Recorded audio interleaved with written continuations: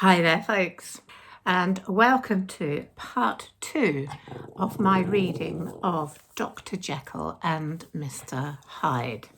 If you haven't seen part 1 yet, I will put a link to that up here so you can go off and do that now. But for those of you who have already listened to part 1, the story continues. Just before we start, Madame here wants to have a word. Come on then. Yeah. Yeah, it's just a candle there. Okay. So, Dr. Jekyll was quite at ease. A fortnight later, by excellent good fortune, the doctor gave one of his pleasant dinners to some 5 or 6 old cronies, all intelligent, reputable men, and all judges of good wine. And Mr. Utterson so contrived that he remained behind after the others had departed. This was no new arrangement, but a thing that had befallen many scores of times. Where Utterson was liked, he was liked well. Hosts loved to detain the dry lawyer when the light-hearted and the loose-tongued had already their foot on the threshold. They liked to sit a while in his unobtrusive company, practising for solitude, sobering their minds in the man's rich silence after the expense and strain of gaiety. To this rule, Dr. Jekyll was no exception, and as he now sat on the opposite side of the fire, a large, well-made, smooth-faced man of 50, with something of a slyish cast, perhaps, but every mark of capacity and kindness, you could see by his looks that he cherished for Mr. Utterson a sincere and warm affection. "I've been wanting to speak to you, Jeckyll," began the latter. "You know that will of yours?" A close observer might have gathered that the topic was distasteful, but the doctor carried it off gaily. "My poor Utterson," said he, "you are unfortunate in such a client. I never saw a man so distressed as you were by my will, unless it were that hide-bound pedant Lanyon at what he called my scientific heresies. Oh, I know he's a good fellow, you needn't frown. An excellent fellow, and I always mean to see more of him, but a hide-bound pedant for all that. An ignorant, blatant pedant. I was never more disappointed in any man than Lanyon." "You know I never approved of it," pursued Utterson, ruthlessly disregarding the fresh topic. "My will? Yes, certainly I know that," said the doctor, a trifle sharply. "You have told me so." "Well, I tell you so again," continued the lawyer. "I have been learning something of young Hyde." The large, handsome face of Dr. Jekyll grew pale to the very lips, and there came a blackness about his eyes. "I do not care to hear more," said he. "This is a matter I thought we had agreed to drop." "What I heard was abominable," said Utterson. "It can make no change. You do not understand my position," returned the doctor, with a certain incoherency of manner. "I am painfully situated, Utterson. My position is very strange, a very strange one. It is one of those affairs that cannot be mended by talking." "Jeckyll," said Utterson, "you know me. I am a man to be trusted. Make a clean breast of this in confidence, and I make no doubt I can get you out of it." "My good Utterson," said the doctor, "this is very good of you. This is downright good of you, and I cannot find words to thank you in. I believe you fully. I would trust you before any man alive, aye, before myself, if I could make the choice. But indeed, it isn't what you fancy. It is not as bad as that. And just to put your good heart at rest, I will tell you one thing. The moment I choose, I can be rid of Mr. Hyde. I give you my hand upon that, and I thank you again and again. And I will just add one little word, Utterson, that I am sure you'll take in good part. This is a private matter, and I beg of you, don't let it sleep. Utterson reflected a little, looking into the fire. I have no doubt you are perfectly right, he said at last, getting to his feet. Well, but since we have touched upon this business, and for the last time, I hope, continued the doctor, there is one point I should like you to understand. I have really a very great interest in poor Hyde. I know you have seen him, he told me so, and I fear he was rude. But I do sincerely take a very great interest in that young man. And if I am taken away, Utterson, I wish you to promise me that you will bear with him and get his rights for him. I think you would, if you knew all, and it would be a weight off my mind if you would promise. I can't pretend that I shall ever like him, said the lawyer. I don't ask that, pleaded Jeckyll, laying his hand upon the other's arm. I only ask for justice. I only ask you to help him for my sake, when I am no longer here. Utterson heaved an irrepressible sigh. Well, said he, I promise. The Carew murder case. Nearly a year later, in the month of October, London was startled by a crime of singular ferocity and rendered all the more notable by the high position of the victim. The details were few and startling. A maidservant living alone in a house not far from the river had gone upstairs to bed about 11. Although a fog rolled over the city in the small hours, the early part of the night was cloudless, and the lane, which the maid's window overlooked, was brilliantly lit by the full moon. It seems she was romantically given, for she sat down upon her box, which stood immediately under the window, and fell into a dream of musing.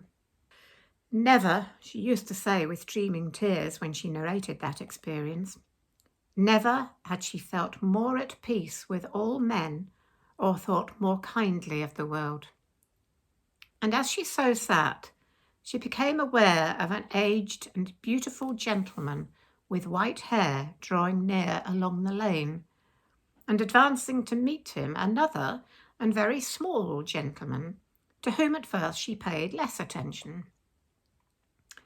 When they had come within speech, which was just under the maid's eyes, the older man bowed and accosted the other with a very pretty manner of politeness. It did not seem as if the subject of his address were of great importance. Indeed, from his pointing, it sometimes appeared as if he were only inquiring his way. But the moon shone on his face as he spoke, and the girl was pleased to watch it. It seemed to breathe such an innocent and old-world kindness of disposition, yet with something high, too, as of a well-founded self-content. Presently, her eye wandered to the other, and she was surprised to recognize in him a certain Mr. Hyde, who had once visited her master, and for whom she had conceived a dislike. He had in his hand a heavy cane, with which he was trifling, but he answered never a word, and seemed to listen with an ill-contained impatience. And then, all of a sudden, he broke out in a great flame of anger, stamping with his foot, brandishing the cane, and carrying on, as the maid described it, like a madman. The old gentleman took a step back, with the air of one very much surprised and a trifle hurt, and at that Mr. Hyde broke out of all bounds and clubbed him to the earth. and next moment, with ape-like fury, he was trampling his victim underfoot and hailing down a storm of blows, under which the bones were audibly shattered, and the body jumped upon the roadway. At the horror of these sights and sounds, the maid fainted. It was 2:00 when she came to herself and called for the police. The murderer was gone long ago, but there lay his victim in the middle of the lane, incredibly mangled. The stick with which the deed had been done, although it was of some rare and very tough and heavy wood, had broken in the middle under the stress of this insensate cruelty, and one splintered half had rolled in the neighbouring gutter. The other, without doubt, had been carried away by the murderer.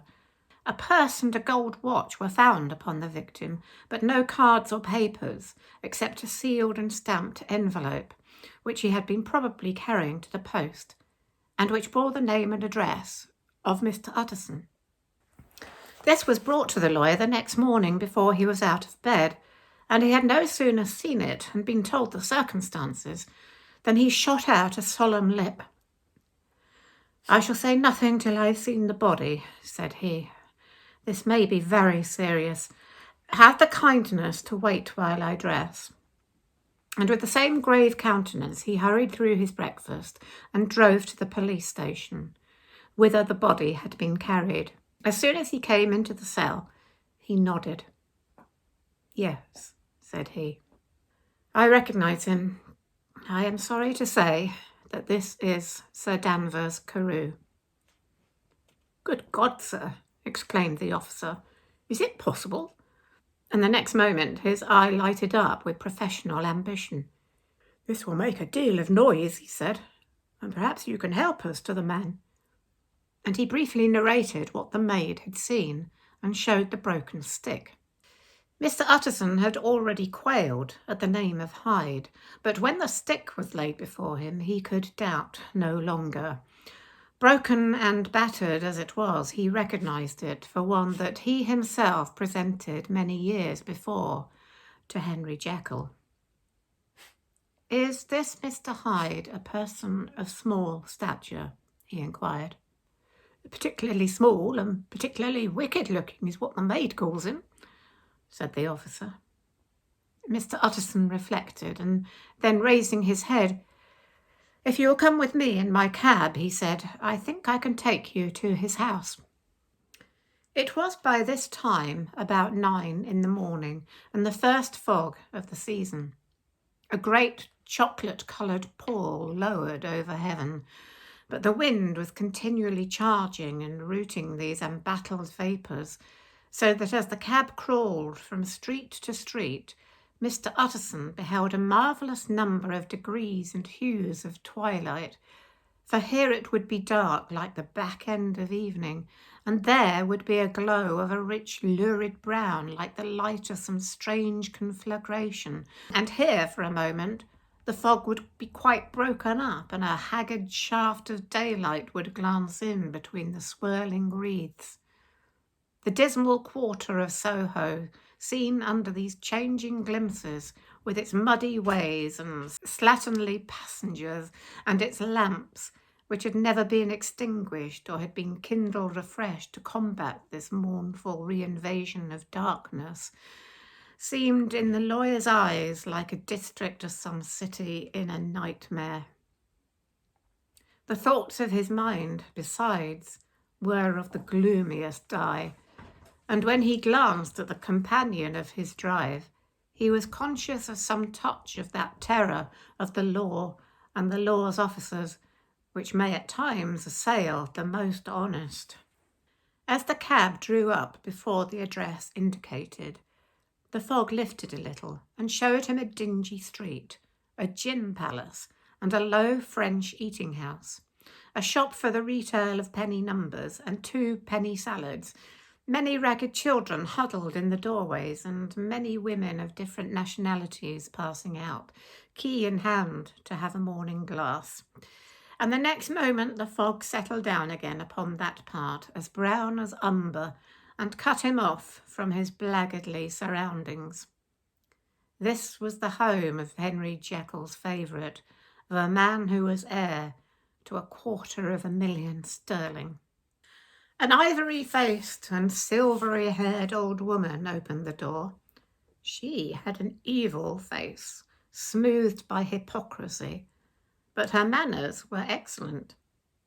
Yes, she said, this was Mr. Hyde's, but he was not at home. He had been in that night very late, but had gone away again in less than an hour. There was nothing strange in that. His habits were very irregular, and he was often absent. For instance, it was nearly 2 months since she had seen him till yesterday. Very well, then. We wish to see his rooms, said the lawyer. And when the woman began to declare it was impossible, I had better tell you who this person is, he added. This is Inspector Newcomen of Scotland Yard. A flash of odious joy appeared upon the woman's face.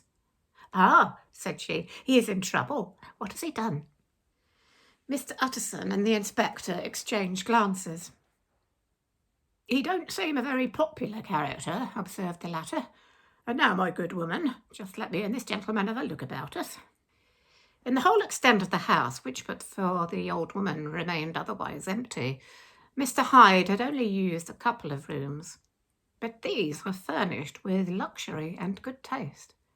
A closet was filled with wine, the plate was of silver, the napery elegant, a good picture hung upon the walls, a gift, as Utterson supposed, from Henry Jeckyll, who was much of a connoisseur, and the carpets were of many plies and agreeable in colour.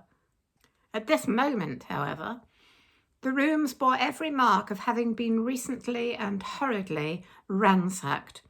Clothes lay upon the floor with their pockets inside out.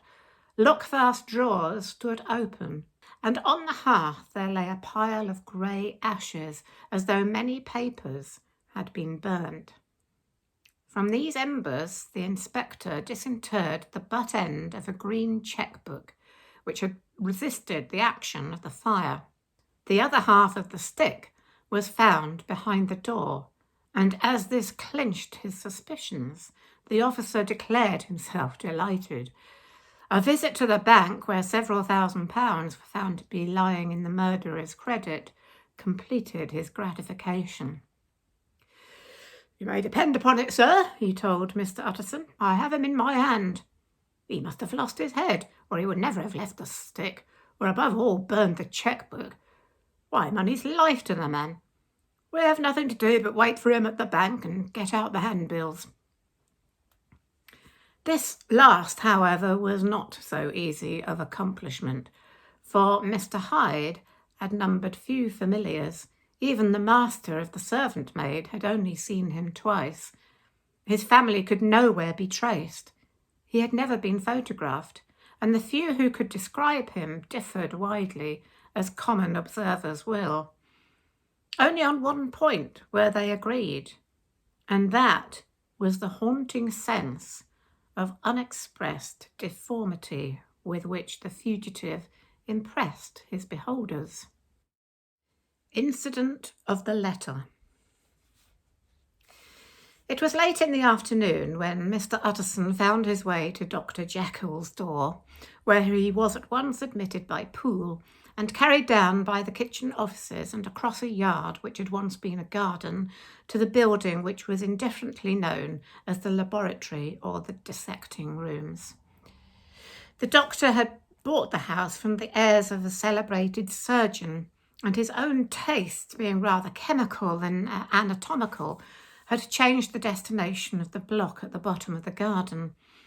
It was the first time that the lawyer had been received in that part of his friend's quarters, and he eyed the dingy, windowless structure with curiosity and gazed round with a distasteful sense of strangeness as he crossed the theatre, once crowded with eager students, and now lying gaunt and silent, the tables laden with chemical apparatus, and the floor strewn with crates and littered with packing straw, the light falling dimly through the foggy cupola. At the further end, A flight of stairs mounted to a door covered with red baize, and through this Mr. Utterson was at last received into the doctor's cabinet. It was a large room, fitted round with glass presses, furnished among other things with cheval glass and a business table, and looking out upon the court by 3 dusty windows barred with iron. The fire burned in the grate. A lamp was set lighted on the chimney shelf, for even in the houses the fog began to lie thickly, and there, close up to the warmth, sat Dr. Jeckyll, looking deadly sick. He did not rise to meet his visitor, but held out a cold hand and bade him welcome in a changed voice. "And now," said Mr. Utterson, as soon as Poole had left them, "you have heard the news?" The doctor shuddered. "They were crying it in the square," he said. "I heard them in my dining room." "One word," said the lawyer. "Carew was my client, but so are you, and I want to know what I am doing. You have not been mad enough to hide this fellow." "Utterson, I swear to God," cried the doctor. "I swear to God I will never set eyes on him again. I bind my honour to you that I am done with him in this world. It is all at an end, and indeed he does not want my help. You do not know him as I do. He is safe, he is quite safe. Mark my words, he will never more be heard of." The lawyer listened gloomily. He did not like his friend's feverish manner. "You seem pretty sure of him," said he, "and for your sake I hope you may be right. If it came to a trial, your name might appear."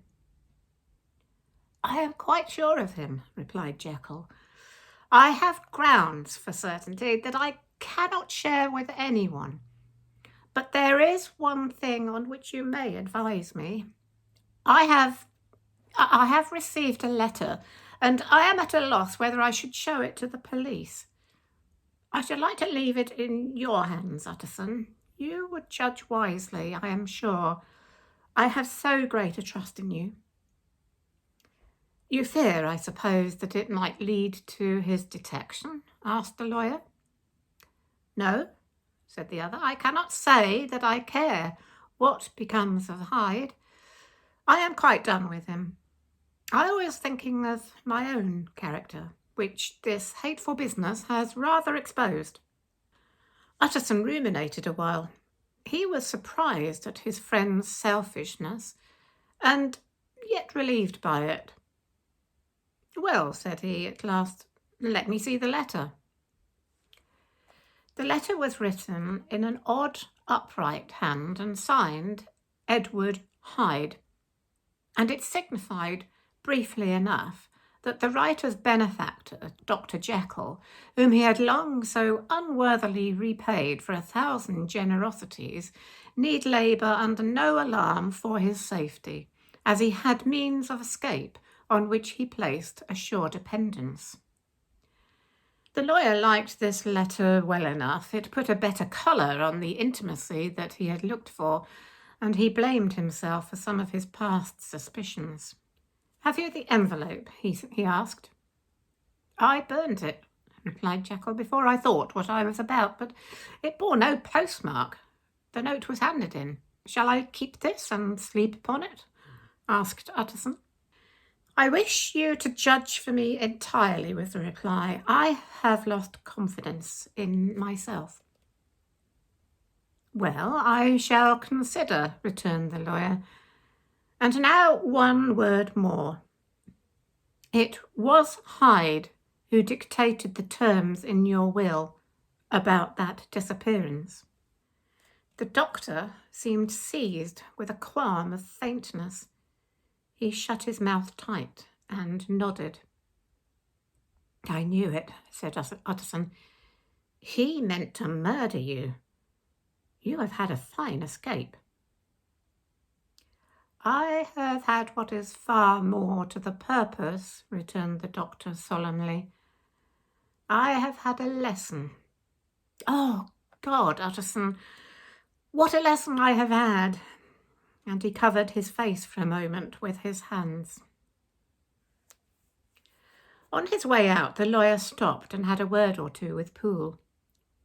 "By the by," said he, "there was a letter handed in today. What was the messenger like?" But Poole was positive nothing had come, except by post. "And only suckers by that," he added. This news sent off the visitor with his fears renewed. Plainly the letter had come by the laboratory door. Possibly, indeed, it had been written in the cabinet, and if that were so, it must be differently judged and handled with more caution. The newsboys, as he went, were crying themselves hoarse along the footways. "Special edition, shocking murder of an MP." That was the funeral oration of one friend and client, and he could not help a certain apprehension lest the good name of another should be sucked down in the eddy of the scandal.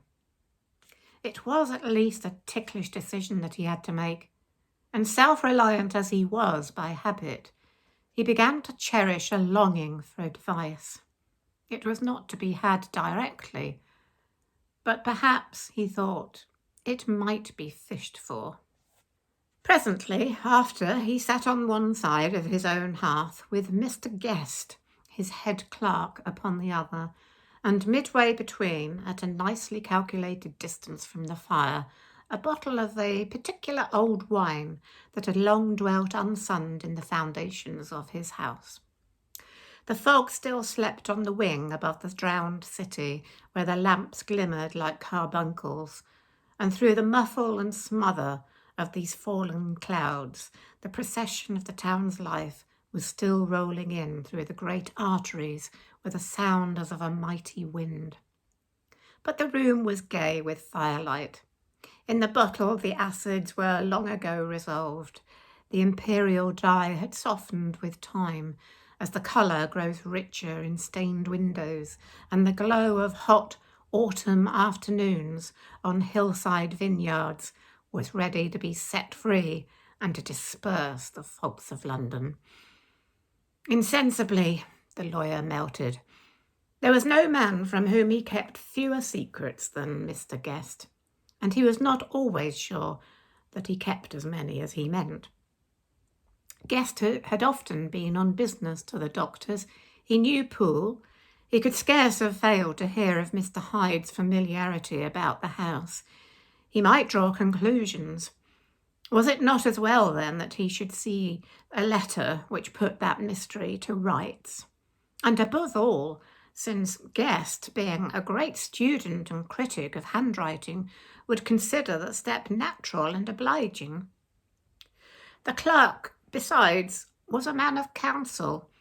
He would scarce read so strange a document without dropping a remark, and by that remark Mr. Utterson might shape his future course. "This is a sad business about Sir Danvers," he said. "Oh, yes, sir, indeed. It has elicited a great deal of public feeling," returned Guest. "The man, of course, was mad." "I should like to hear your views on it," replied Utterson. "I have a document here in his handwriting. It is between ourselves, for I scarce know what to do about it. It is an ugly business at the best. But there it is, quite in your way. A murderer's autograph."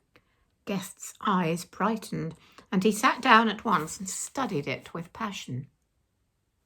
"No, sir," he said, "not mad. But it is an odd hand." "And by all accounts a very odd writer," added the lawyer. Just then the servant entered with a note. "Is that from Dr. Jeckyll, sir?" inquired the clerk. "I thought I knew the writing. Anything private, Mr. Utterson?" "Only an invitation to dinner. Why, do you want to see it?" "One moment, I thank you, sir." And the clerk laid the 2 sheets of paper alongside and sedulously compared their contents. "Thank you, sir," he said at last, returning both. "It's a very interesting autograph." There was a pause, during which Mr. Utterson struggled with himself.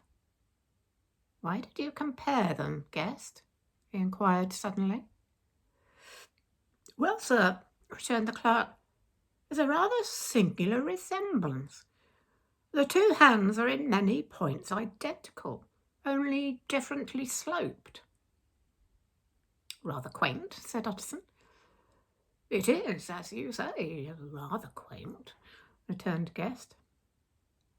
"I wouldn't speak of this note, you know," said the master. "No, sir," said the clerk. "I understand." But no sooner was Mr. Utterson alone that night than he locked the note into his safe, where it reposed from that time forward. What, he thought, Henry Jeckyll forged for a murderer? And his blood ran cold in his veins. Remarkable incident of Dr. Lanyon. Time ran on. Thousands of pounds were offered in reward for the death of Sir Danvers was resented as a public inquiry, but Mr. Hyde had disappeared out of the ken of the police as though he had never existed. Much of his past was unearthed indeed, and all disreputable. Tales came out of the man's cruelty, at once so callous and violent, of his vile life, of his strange associates, of the hatred that seemed to have surrounded his career. But of his present whereabouts, not a whisper. From the time he had left the house in Soho on the morning of the murder, he was simply blotted out, and gradually, as time drew on, Mr. Utterson began to recover from the hotness of his alarm and to grow more at quiet with himself. The death of Sir Danvers was, to his way of thinking, more than paid for by the disappearance of Mr. Hyde. Now that the evil influence had been withdrawn, a new life began for Dr. Jeckyll. He came out of his seclusion, renewed relations with his friends, became once more their familiar guest and entertainer. And whilst he had always been known for charities, he was now no less distinguished for religion. He was busy. He was much in the open air. He did good. His face seemed to open and brighten as if with an inward consciousness of service. And for more than 2 months, the doctor was at peace. On the 8th of January, Utterson had dined at the doctor's with a small party. Lanyon had been there, and the face of the host had looked from one to the other, as in the old days when the trio were inseparable friends. On the 12th, and again on the 14th, the door was shut against the lawyer. "The doctor was confined to the house," Poole said, "and saw no one."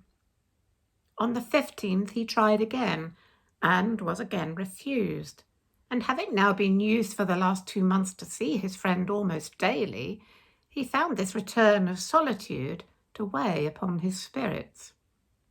The 5th night he had in guest to dine with him, and the 6th he betook himself to Dr. Lanyon's. There, at least, he was not denied admittance. But when he came in, he was shocked at the change which had taken place in the doctor's appearance. He had his death warrant written legibly upon his face. The rosy man had grown pale, his flesh had fallen away, he was visibly balder and older, and yet it was not so much these tokens of a swift physical decay that arrested the lawyer's notice, as a look in the eye and quality of manner that seemed to testify to some deep-seated terror of the mind. It was unlikely that the doctor should fear death, and yet that was what Utterson was tempted to suspect. Yes, he thought, he is a doctor. He must know his own state and that his days are counted, and the knowledge is more than he can bear. And yet, when Utterson remarked on his ill looks, it was with an air of great firmness that Lanyon declared himself a doomed man. "I have had a shock," he said, and I shall never recover. It is a question of weeks. Well, life has been pleasant. I liked it. Yes, sir. I used to like it. I sometimes think if we knew all, we should be more glad to get away. Jeckyll is ill too, observed Utterson. Have you seen him? But Lanyon's face changed, and he held up a trembling hand. I wish to see or hear no more of Dr. Jeckyll, he said in a loud, unsteady voice. I am quite done with that person, and I beg that you'll spare me any allusion to one whom I regard as dead. Oh, tut, tut, said Mr. Utterson, and then after a considerable pause, can't I do anything? He inquired. We are 3 very old friends, Lanyon. We shall not live to make others. Nothing can be done, returned Lanyon. Ask himself. He will not see me, said the lawyer. I am not surprised at that, was the reply. Some day, Utterson, after I am dead, you may perhaps come to learn the right and wrong of this. I cannot tell you. And in the meantime, if you can sit and talk with me of other things, for God's sake, stay and do so. But if you cannot keep clear of this accursed topic, then in God's name go, for I cannot bear it. As soon as he got home, Utterson sat down and wrote to Jeckyll, complaining of his exclusion from the house and asking the cause of this unhappy break with Lanyon. And the next day brought him a long answer, often very pathetically worded and sometimes darkly mysterious in drift. The quarrel with Lanyon was incurable. I do not blame our old friend, Jeckyll wrote, but I share his view that we must never meet. I mean from henceforth to lead a life of extreme seclusion. You must not be surprised, nor must you doubt my friendship, if my door is often shut, even to you. You must suffer me to go my own dark way. I have brought on myself a punishment and a danger that I cannot name. If I am the chief of sinners, I am the chief of sufferers also. I could not think that this earth contained a place for sufferings and terrors so unmanning, and you can do but one thing, Utterson, to lighten this destiny, and that is to respect my silence. Utterson was amazed. The dark influence of Hyde had been withdrawn. The doctor had returned to his old tasks and amities. A week ago the prospect had smiled with every promise of a cheerful and an honoured age, and now, in a moment, friendship and peace of mind and the whole tenor of his life were wrecked. So great and unprepared a change pointed to madness, but in view of Lanyon's manner and words, there must lie for it some deeper ground. A week afterwards, Dr. Lanyon took to his bed, and in something less than a fortnight he was dead. The night after the funeral, at which he had been sadly affected, Utterson locked the door of his business room, and sitting there by the light of a melancholy candle, drew out and set before him an envelope addressed by the hand and sealed with the seal of his dead friend. Private, for the hands of J.G. Utterson alone, and in case of his predecease, to be destroyed unread. So it was emphatically superscribed, and the lawyer dreaded to behold the contents. I have buried one friend today, he thought. What if this should cost me another? And then he condemned the fear as a disloyalty and broke the seal. Within there was another enclosure, likewise sealed, and marked upon the cover as not to be opened till the death or disappearance of Dr. Henry Jeckyll. Utterson could not trust his eyes. Yet it was disappearance. Here again, as in the mad will which he had long ago restored to its author, here again were the idea of a disappearance and the name of Henry Jeckyll bracketed. But in the will, that idea had sprung from the sinister suggestion of the man Hyde. It was set there with a purpose all too plain and horrible. Written by the hand of Lanyon, what should it mean? A great curiosity came to the trustee to disregard the prohibition and dive at once to the bottom of these mysteries. But professional honour and faith to his dead friend were stringent obligations, and the packet slept in the inmost corner of his private safe. It is one thing to mortify curiosity, another to conquer it, and it may be doubted if, from that day forth, Utterson desired the society of his surviving friend with the same eagerness. He thought of him kindly, but his thoughts were disquieted and fearful. He went to call, indeed, but he was perhaps relieved to be denied admittance.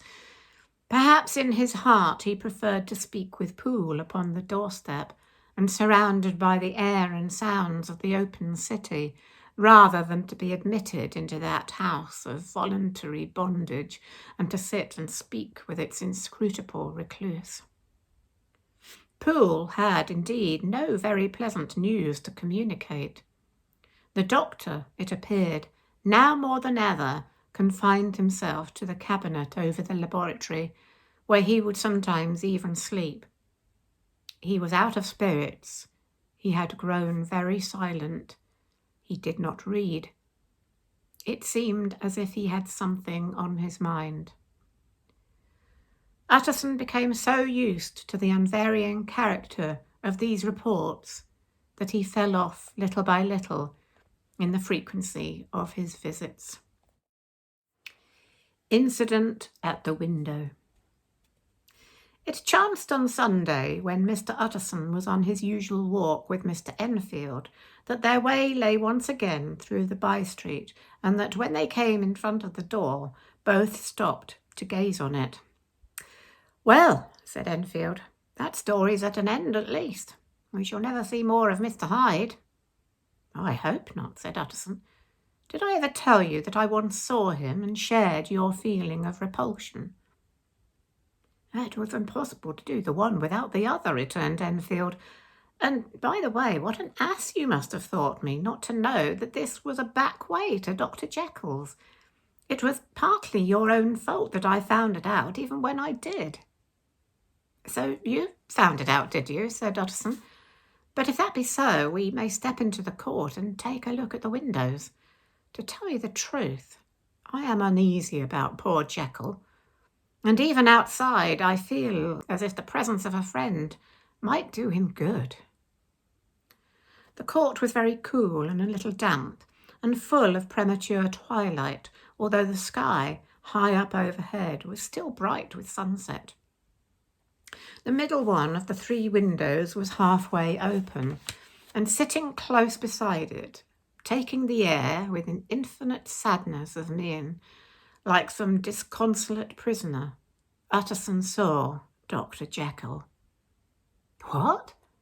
Jeckyll?" he cried. "I trust you are better." "I am very low, Utterson," replied the doctor drearily. "Very low. It will not last long, thank God." "You stay too much indoors," said the lawyer. "You should be out, whipping up the circulation, like Mr. Enfield and me. This is my cousin, Mr. Enfield, Dr. Jeckyll. Come now, get your hat and take a quick turn with us." "You are very good," sighed the other. "I should like to very much, but no, it is quite impossible. I dare not. But indeed, Utterson, I am very glad to see you. This is really a great pleasure." I would ask you and Mr. Enfield up, but the place is really not fit." "Why then," said the lawyer good-naturedly, "the best thing we can do is stay down here and speak with you from where we are." "That is just what I was about to venture to propose," returned the doctor with a smile. But the words were hardly uttered before the smile was struck out of his face and succeeded by an expression of such abject terror and despair as froze the very blood of the two gentlemen below. They saw it but for a glimpse, for the window was instantly thrust down. But that glimpse had been sufficient, and they turned and left the court without a word. In silence, too, they traversed the by-street, and it was not until they had come into a neighbouring thoroughfare, where even upon a Sunday there were still some stirrings of life, that Mr. Utterson at last turned and looked at his companion. They were both pale, and there was an answering horror in their eyes. "God forgive us! God forgive us," said Mr. Utterson. But Mr. Enfield only nodded his head very seriously and walked on once more in silence. I hope you enjoyed that second part of my reading of Dr. Jekyll and Mr. Hyde. I will be uploading the final part on the night of Halloween itself. So, happy dreams, everyone, and I'll see you again soon. Bye for now.